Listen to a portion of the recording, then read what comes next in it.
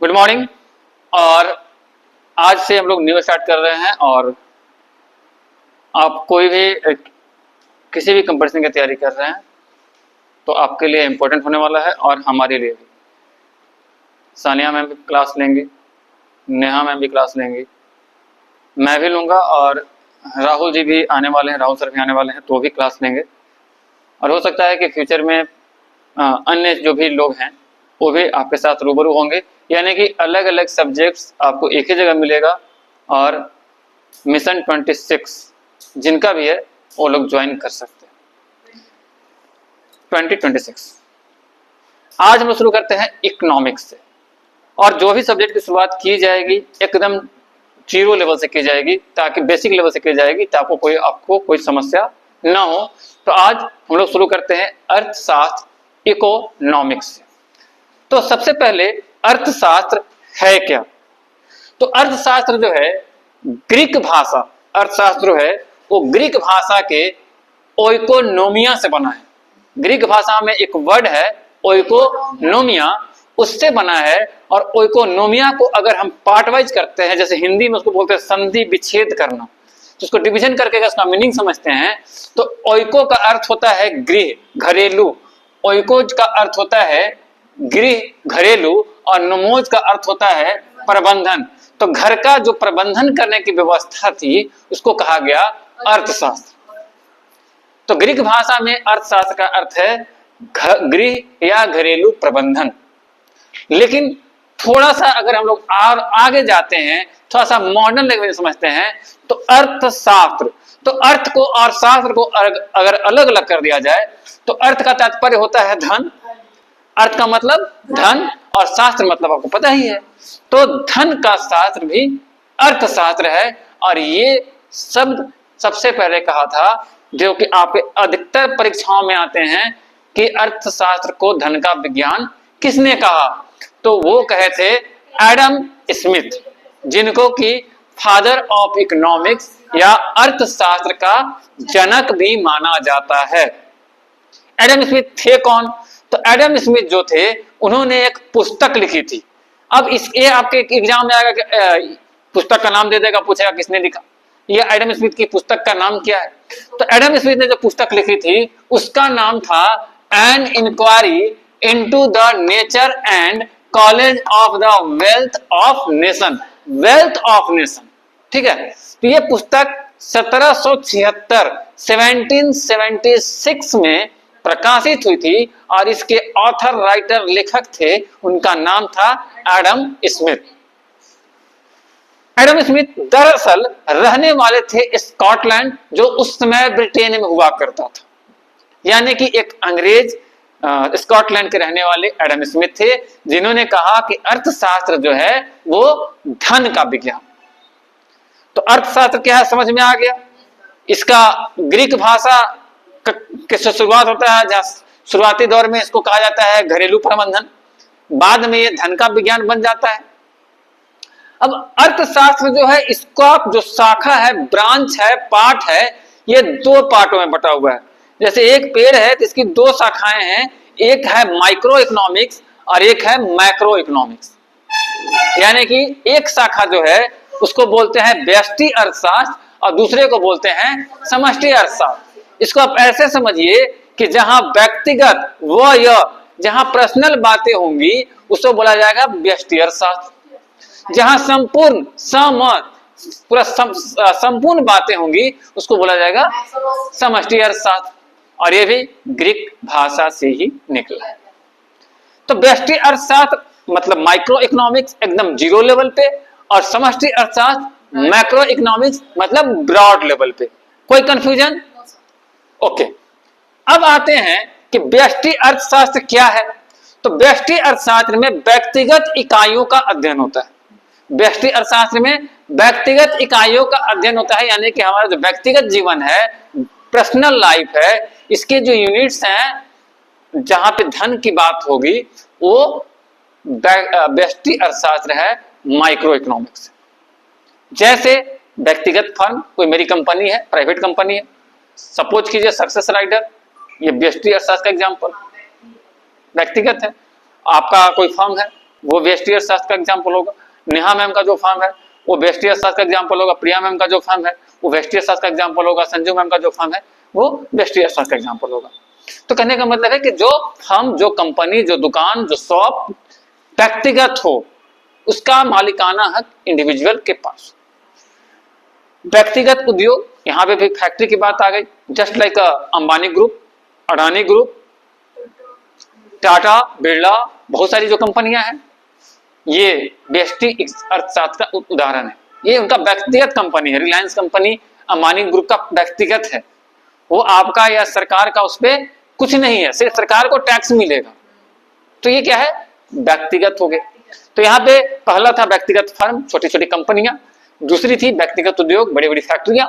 और तीसरा व्यक्तिगत बाजार। कभी कभी क्या होता है कि एक बड़ा सा कॉम्प्लेक्स बना लिए और उसी में हम अपना ही ब्रांच खोल दिए। जैसे मार्ट वार्ट नहीं दिखती हो, बहुत सारे मार्ट खुले हुए मॉल होते हैं, उसके एक ही मॉल के अंदर में सब कुछ आपको मिल जाएगा। हाँ, लंग से लेके फेफड़ा से लेके किडनी से लेके धनिया से लेके पुदीना तक आपको सब वहां मिल जाएगा। जैसे आप डाल्टनगंज के अगर रहने वाले हो तो कोई मॉल गए हो, नीचे वाले फ्लोर में जाओ, तो धनिया पुदीना अदरक लहसुन सब मिल जाएगा, मतलब साग सब्जी सब। जैसे वो किसी व्यक्ति का ही है ना, तो व्यक्तिगत ही फॉर्म हुआ ना। तो वो रिलायंस का है, वो आपका भी तो हो सकता है, इनका भी हो सकता है, वो भी तो खोल सकता है। कोई ब्रांच खोल दिया तो व्यक्तिगत फर्म है, तो वहां व्यक्तिगत बाजार है, वहां इंडिविजुअल, मेरा अपना पर्सनल मार्केट है। हाँ, सानिया शॉपिंग कॉम्प्लेक्स हो सकता है, नेहा शॉपिंग मॉल हो सकता है, प्रिया शॉपिंग मार्ट हो सकता है, संजू शॉप मार्ट हो सकता है। तो उसमें जो भी मार्केटिंग होगी, एक ही छत के नीचे सब कुछ बिकेगा। धनिया पुदीना अदरक लहसुन सब बिकेगा, ऊपर टेडी बियर बिकेगा, इधर फ्लावर्स बिकेंगे, ऊपर गिफ्ट आइटम्स बिकेंगे। हाँ, तो ये भी जो भी आएगा ये होगा व्यक्तिगत, यानी कि माइक्रो इकोनॉमिक्स, व्यष्टि अर्थशास्त्र। अब इसके घटक क्या क्या होंगे, इंपॉर्टेंट टॉपिक्स, पॉइंट्स क्या क्या होंगे?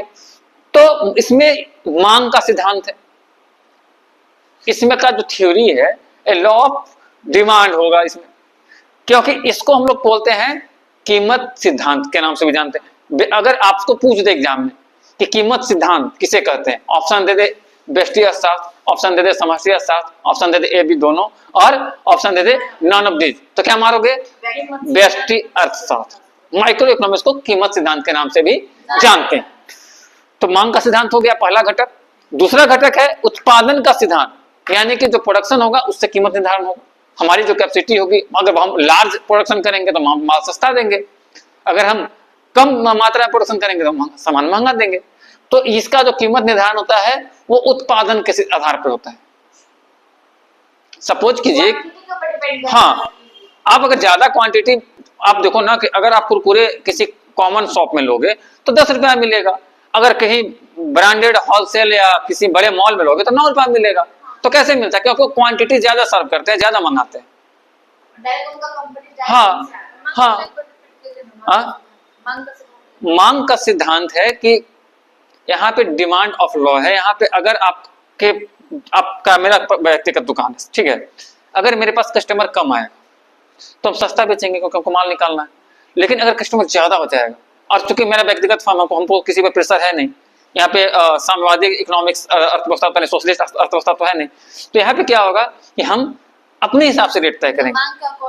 हाँ हाँ, व्यक्तिगत क्या बोलते हैं, व्यक्तिगत फर्म या व्यष्टि अर्थशास्त्र में मांग के हिसाब से कीमत तय होता है। मांग का सिद्धांत जो है कि मांग घटने पे कीमत बढ़ती है, और मांग घटने पे कीमत नहीं, कीमत बढ़ने पे मांग घटती है, हाँ, और ये कीमत घटने पे मांग बढ़ती है। जी, एग्जैक्टली। तो ये सिद्धांत यहाँ पे लागू होता है। तीसरा है साधन, कीमत निर्धारण, वितरण आदि। तो भाई साधन जो हमारा रिसोर्स लगेगा वो सब तो कीमत निर्धारण में तय होगा ना। मान चलो कि हम ये इंस्टीट्यूट चला रहे हैं, यहाँ पे अगर फैन के नीचे आप बैठे हो तो सस्ता पड़ेगा, अगर एसी और ज्यादा व्यवस्था देंगे तो वो हम ऐड करेंगे ना, तो फिर ज्यादा फी लेंगे। तो साधन पे ही कीमत निर्धारण होता है। हाँ, जब सपोज करो कि आप ठेला पे जाके आप पानी पूरी खा लो, बहुत टेस्टी रहता है, लेकिन वो सस्ता देता है। आप किसी बड़े रेस्टोरेंट में चले जाओ, 5 स्टार होटल में चले जाओ, और वहां वही पानी पूरी खाओ, उसका प्राइस बढ़ जाएगा। तो आपका वेटर है, सर्विस है, एसी है, चेयर है, टेबल है, चढ़ने के लिए आपका वो नहीं कौची तो बोलते हैं उसको, लिफ्ट। आजकल लिफ्ट पे सब चढ़ा जाता है। तो ये सब रहेगा तो भाई व्यवस्था का पैसा लगेगा ना। आई थिंक व्यष्टि अर्थशास्त्र या माइक्रो इकोनॉमिक्स क्लियर हो गया। क्लियर है? इससे एमसीक्यू जाएंगे तो बना लीजिएगा। अगर कोई डाउट होगा तो कमेंट कर सकते हैं।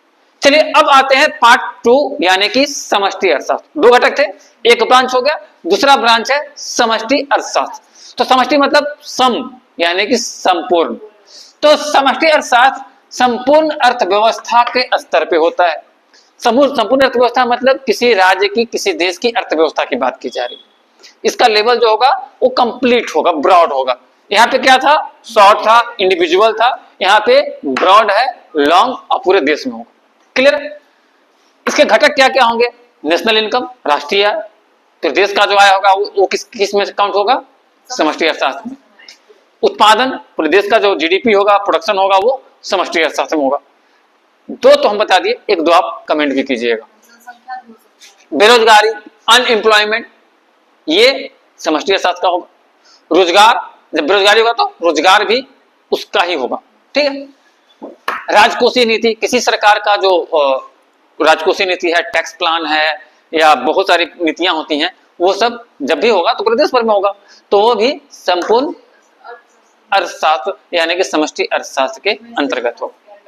यानी कि जहां संपूर्ण की बात हो, कंप्लीट की बात हो, वो समष्टि है, और जहां व्यक्तिगत इंडिविजुअल की बात हो वहां पे व्यष्टि है। क्लियर है? ओके। अब आते हैं कि आर्थिक क्रियाओं का अध्ययन, यानी कि समष्टि अर्थशास्त्र के अंतर्गत हम आर्थिक क्रियाओं का भी अध्ययन करते हैं। यानी कि देश की जो आर्थिक क्रियाएं होती हैं, इकोनॉमिक एक्टिविटी होती है, उसका भी जो रिसर्च होता है, स्टडी होता है, अध्ययन होता है, वो माइक्रो के नहीं मैक्रो इकोनॉमिक्स में होता है। समष्टि अर्थशास्त्र में क्या है, उसमें क्या क्या होता है, किसी चीज का अध्ययन करेंगे तो राष्ट्रीय आय का, नेशनल इनकम जो अभी पहले बता चुके हैं, जीएनपी, एमएनपी, सब हम लोग आगे पढ़ेंगे जब इसका सिंगल चैप्टर में आएंगे। तो उसके बाद कुल रोजगार कि कितना रोजगार की नीड है, कितने रोजगार दे पाए, कितनी बेरोजगारी है, टोटल इसका अध्ययन होगा। और सामान्य कीमत स्तर, यानी कि जो देश में कीमत स्तर है, क्या वो महंगाई है या इन्फ्लेशन है, तो इसका भी अध्ययन सरकार समय समय पर करती है। इसी के आधार पे वर्ष के अंत में या वर्ष के शुरुआत में बजट आता है कि किस चीज का रेट पे कंट्रोल करना है, किसी पे टैक्स बढ़ाना है, किसी पे टैक्स कंट्रोल करना है, कहां से इनकम आए। क्योंकि ये जब आइडिया आपके पास नहीं होगा तो आप बजट नहीं बना पाओगे। आपको अपने घर का खर्चा अगर नहीं पता होगा, आप लाखों कमा लो, आप कभी भी अपने घर को नहीं चला सकते। तो यहाँ पे 3 चीजें हो गई। तो आई थिंक हमको लगता है कि व्यष्टि और समष्टि दोनों क्लियर हो गया होगा। एमसीक्यू जाएंगे तो बना लीजिएगा, क्योंकि टेस्ट भी हम लोग लेने वाले हैं। तो आप लोग तैयार हैं इसके लिए कि होगा तो कंप्लीट अब बना लीजिएगा। ओके। उसके बाद मांग का नियम जो आपको पढ़ना है कंपटीशन में, वो पढ़ना है लॉ ऑफ डिमांड। मांग का नियम क्या होता है? तो मांग का नियम क्या है? तो वस्तु की मांग कब कीजिएगा, कोई भी चीज का मांग कब होता है? पहला, पैसा तो सेकेंडरी है, पहला है कि आपके अंदर इच्छा होनी चाहिए। जब आपको मन होगा तभी आप खरीदोगे। पैसा आपके पास बहुत है, मन नहीं है, नहीं खरीदोगे। तो सबसे पहला चीज है, वस्तु की मांग का सबसे पहला नेचर है वो है इच्छा। इच्छा और मांग में फर्क है, ठीक है? तो पहला चीज है इच्छा। तो जब इच्छा होगी तो आप खरीदोगे। दूसरा है कि इच्छा है तो इच्छा का लेवल क्या है। मतलब ऐसा नहीं है ना, अरे यार पढ़ लेंगे, पढ़ेंगे, नहीं नहीं, हमको पढ़ना मजबूरी है क्योंकि हमको जॉब लेना है। तो ये लेवल अलग अलग होता है तीनों का। देखो आज के जनरेशन में सब कोई कहता है कि पढ़ रहे हैं, लेकिन कुछ लोग पढ़ेंगे ना, एग्जाम अभी नहीं है। कुछ लोग बोलेगा पढ़ रहे हैं ना, एग्जाम नहीं निकालना है, और कुछ लोग पढ़ेगा कि नहीं हमको एग्जाम नहीं निकालना, जॉब लेना है। तो तीनों का लेवल अलग अलग होगा। तो ये कहां से आता है? इच्छा से। अगर आपके अंदर इच्छा नहीं है तो कॉमन है, आप जाएंगे मार्केट तो खरीद लेंगे। जब इच्छा बढ़ गया, जैसे गर्मी दिन में क्या होता है कि आप कहीं जा रहे हो, ठीक है, और अचानक से आपको लगता है कि बहुत प्यास लगा है, ठंडा पीना ही है, तो आप किसी भी दुकान में जाके खड़ा होकर और कोल्ड ड्रिंक मांग के पीने लगते हो। ये अक्सर गर्मी के दिन होता है। ठंडा के दिन में कोई फ्रेंड बोला कोल्ड ड्रिंक पिएगा, अरे देखेंगे, कभी रुक गया कहीं तो मिल गया तो पी लिए। तो दोनों की इच्छा में फर्क है। तो वस्तु की मांग का पहला रूल होता है इच्छा, और दूसरा है क्रय करने की तत्परता। किसी चीज को हमको लेना है, इसके लिए हम कितने तत्पर हैं, कितनी इच्छा है, जिज्ञासा भी कर सकते हैं इसको। तत्परता मतलब क्यूरियोसिटी, उत्सुकता, ठीक है। और तीसरा होगा क्रय करने की योग्यता। इच्छा बहुत है, हमको इच्छा है कि हम BMW में चलते, लेकिन हमारे पास पैसे नहीं, तो फिर क्या होगा, BMW बनकर आ गए, बर्तन मांजने वाला। तो कहने का मतलब है कि आपके पास दो ही ऑप्शन होता है, अगर पैसे हैं तो BMW पे बैठ के घूमोगे, और नहीं है तो BMW बन जाओगे। हाँ, BMW बन के कमाओगे, बर्तन मांजने वाले बन के कमाओगे। तो कहने का मतलब है कि वस्तु के क्रय या वस्तु का मांग का जो नियम है वो है इच्छा प्लस क्रय करने की तत्परता प्लस क्रय करने की योग्यता या क्षमता। यानी कि इच्छा भी, हाँ, इच्छा भी तभी काम आएगा जब आपके पास क्षमता होगा, योग्य होंगे, इसको कैपेबल होंगे खरीदने के लिए। और सबका सॉल्यूशन ये है कि वस्तु की मांग होती क्यों है, तो आपकी संतुष्टि के लिए। आप कोई भी वस्तु इसलिए खरीदते हैं कि आपको संतुष्टि मिले। तो सब कहानी का मूल में सार यही है कि वस्तु की मांग का सार है संतुष्टि के लिए, और संतुष्टि के लिए तीन चीजें होनी जरूरी है। तो मांग का, वस्तु की मांग का नियम समझ में आ गया, कोई कंफ्यूजन किसी को? अब आते हैं आपूर्ति का नियम, यानी कि लॉ ऑफ सप्लाई। ये जो अब आपूर्ति करते हैं ना, इसका क्या नियम? ये तो मांग था, डिमांड कर रहे थे, अब सप्लाई करेंगे तो इसका क्या नियम है? तो पहला नियम है पूर्ति का कि वस्तु की वह विभिन्न मात्रा जिसे उत्पादक वस्तु की विभिन्न संभव कीमतों पर एक निश्चित समय पर बेचने हेतु तैयार।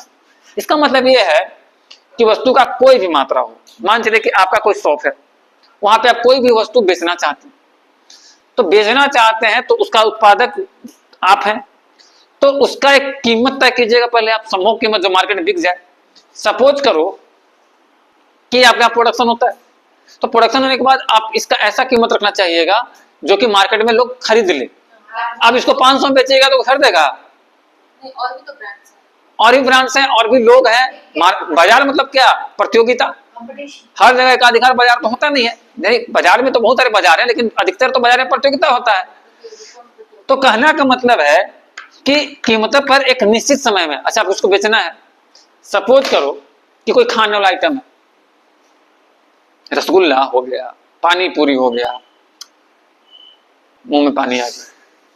तो अगर ये सब है, तो आप अगर आज बनाए हो तो उसका एक निश्चित टाइम पीरियड होगा ना कि इतने दिन उसको बेच के हटा देना है।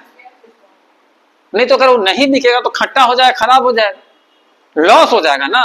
तो उसके लिए आप कीमत भी सही रखिएगा, और एक टाइम क्वांटिटी तय रखिएगा, प्राइस तय रखिएगा, और एक टाइम पीरियड लिमिट रखिएगा। अक्सर आप देखते होंगे कि जब गांव से लोग सब्जी लेकर मार्केट में आते हैं तो दिन भर बहुत अच्छे से बेचते हैं, शाम में अगर सब्जी बच जाता है तो बहुत से कम दामों में बेच के चले जाता है। वो गिफिन वस्तु ना भी हो तो भी अच्छी वस्तुओं को भी सस्ते में बेच देते हैं। क्यों? क्योंकि मान लो टमाटर है, गर्मी दिन में खराब हो जाएगा रात में, या गोभी है तो दाग लग जाएगा पत्ते का, आने जाने का जो ट्रेवलिंग कॉस्ट होगा एक्स्ट्रा पड़ेगा। तो इन सब चीजों में क्या होता है कि पूर्ति का पहला नियम यही है कि वस्तु की मात्रा को ध्यान में रखना है, और उत्पादक उसका समूह कीमत भी ध्यान में रखेगा, और एक टाइम पीरियड तैयार करेगा कि इतने समय में इसको बेच के खत्म कर देना है। अब एक ही सामान को बेचने में 5 साल लग जाए तो कमाएगा कब, खाएगा कब? सामान तो खराब हो जाएगा। और सामान अगर खराब मालूम ना भी हो, कोई ऐसा कमेंट है कि खराब ना भी हो, तो बिकेगा ही नहीं, तो कमाएगा क्या और खाएगा क्या? एक ही वो मान लो तुम टेस्ला कार खरीद के रख ली हो शोरूम में और बिके नहीं रहा है, रोज जा रहे हो दुकान में बैठा रहे हो शोरूम में और मच्छर मार के आ जा रहे हो, तो टेस्ला कार तो खराब नहीं हो रहा है, लेकिन तुम्हारा जिंदगी तो खराब हो जाएगा। तो यहाँ पे टाइम पीरियड होना जरूरी है पूर्ति के नियम। ठीक है, पूर्ति का नियम क्या कहता है पहले ये समझो। तो पहला नियम है कि वस्तु की कीमत और उसकी पूर्ति में घनात्मक संबंध। तो जो वस्तु का कीमत होता है और पूर्ति होता है, इसमें हमेशा घनात्मक संबंध होता है, पॉजिटिव रिलेशन होता है। पॉजिटिव रिलेशन में मतलब आप समझिए कि जैसे अगर मांग का नियम है तो उसका अगर कब वक्र बनाइएगा, कर्व बनाइएगा, तो हमेशा ऋणात्मक होता है, दाईं ओर ढलता है। ऋणात्मक मतलब निगेटिव, ऐसे गिरता हुआ जो वक्र हमेशा ढलेगा, राइट साइड में ढलता है, दाहिने साइड नहीं ढलता है वक्र। ऐसे ऐसे इस टाइप से होता है। अगर यहाँ पे अगर बढ़ा रहा है तो फिर इधर, ठीक है, तो ये ऋणात्मक होता है उसमें, लेकिन वस्तु में क्या होता है कि ये हमेशा धनात्मक होता है, यानी कि जब भी इसका कर्व आपको आएगा तो यहाँ देखिए ऐसे आएगा, ऊपर में जाएगा। Supply slope of supply curve होता है हमेशा ऊपर की ओर जाएगा, कभी भी ये ऊपर से नीचे नहीं आएगा। मतलब अगर इसमें एग्जांपल देता अगर इसमें अगर हम कीमत बढ़ा रहे हैं तो हमारा जो मात्रा होगा हम कीमत कब बढ़ाएंगे, जब हमारे से ज्यादा। इसमें वस्तु की कीमत और उसकी पूर्ति में धनात्मक संबंध होता है, यानी कि अगर हम मात्रा बढ़ा रहे हैं तो हमारा क्या होगा, हम कीमत को कम करेंगे। मात्रा अगर आपके पास ज्यादा सामान आ जाएगा तो आप उसको कम कीमत में बेचेंगे। एक्चुअली हम बता रहे हैं, नेहा मैम का कहना है कि जो भी कुछ देर पहले ही बताया, अगर आपके पास कोई क्वांटिटी ज्यादा होगा, ठीक है, तो आप उसका प्राइस कम रखोगे, और अगर क्वांटिटी कम हो जाएगा तो ज्यादा तो प्राइस ज्यादा रहेगा। तो इसका रीजन क्या है कि आप प्रोडक्शन जितना ज्यादा करोगे उतना आपको सस्ता पड़ेगा, बनाने में भी सस्ता पड़ेगा, प्रोडक्शन करने में भी सस्ता पड़ेगा, साधन भी कम लगेगा, और प्रोडक्शन कम करोगे तो साधन उतना ही लगेगा तो प्राइस ज्यादा लगेगा। तो इसीलिए इसका जो आपूर्ति वक्र होता है, सप्लाई कर्व जो होता है, ये हमेशा ऊपर की ओर होता है, ठीक है। और मांग वक्र में क्या होता है कि हमेशा ऐसे ढलान होता है, दाहिनी ओर ढलान होता है, ठीक है। तो मात्रा, कीमत और स्लोप ऑफ सप्लाई कर्व ऊपर की ओर जाएगा, ठीक है। तो पहला नियम समझ में आ गया, यानी कि वस्तु और पूर्ति की मात्रा जो होगी उसका जो रिलेशन होगा हमेशा धनात्मक होगा, पॉजिटिव होगा, सकारात्मक होगा। तो एमसीक्यू पूछता है एमसीक्यू में कि वस्तु की कीमत और पूर्ति की मात्रा में कैसा संबंध होता है, ऋणात्मक, धनात्मक, +1, -1 ऐसे करके, धनात्मक यानी कि +1 ही हमेशा होगा, ठीक है। कभी कभी ऐसा भी धनात्मक +1 धनात्मक और ऋणात्मक का ऑप्शन ना देके, नेगेटिव और पॉजिटिव का ऑप्शन ना देके +1 -1 दे देगा, तो हमेशा यहाँ पे प्लस में जाएगा, हाँ पॉजिटिव जाएगा, ठीक है। ये है आपका पूर्ति का नियम में हमेशा धनात्मक होगा, और मांग के नियम में हमेशा ऋणात्मक होगा। मांग डिमांड का जब होगा तो वहां पे ऋणात्मक होगा, -1 जाएगा, नेगेटिव होगा। हाँ, मांग में ऋणात्मक होता है, हमेशा कर्व दाईं ओर ढलेगा, और पूर्ति में हमेशा ऊपर जाएगा, स्लोप ऑफ कर्व जो होगा ये ऐसे ऊपर जाएगा। क्लियर है। पॉइंट नंबर 2 है उच्च कीमत पर पूर्ति। पूर्ति जो होगा हमेशा उच्च कीमत पे होगा, यानी कि आपका जो सप्लाई प्रोडक्शन है, जो सामान लागत है, उससे हमेशा ज्यादा कीमत पे आप बेचने का प्रयास कीजिए।